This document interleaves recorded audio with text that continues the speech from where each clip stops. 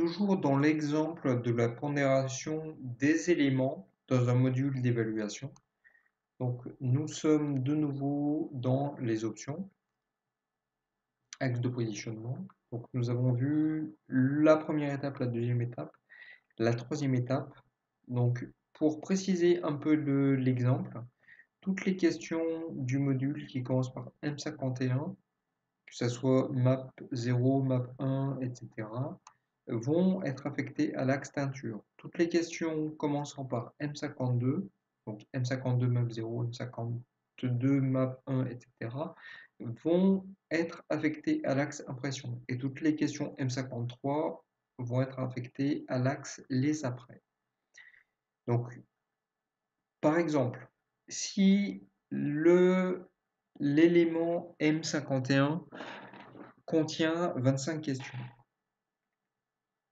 25 questions, nous affectons par exemple, -2 plus 2 par question.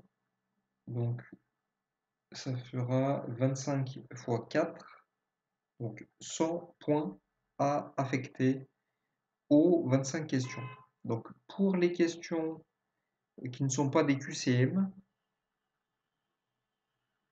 la pondération est relativement simple. Vous affectez +1, -1 à chaque question suivant chaque axe souhaité. Vous faites manuellement le décompte sur l'intégralité des questions du M51. Vous regardez le total. Donc le maximum doit être à -50 points en négatif et +50 points en positif.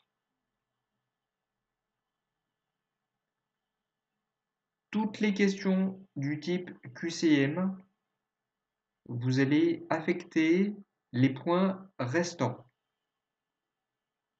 Pour cela que le décompte global de points par axe est très important. Que toutes les questions du type QCM se verront attribuer le nombre de points restants. Par exemple, dans ce QCM, nous avons 4 bonnes réponses possibles.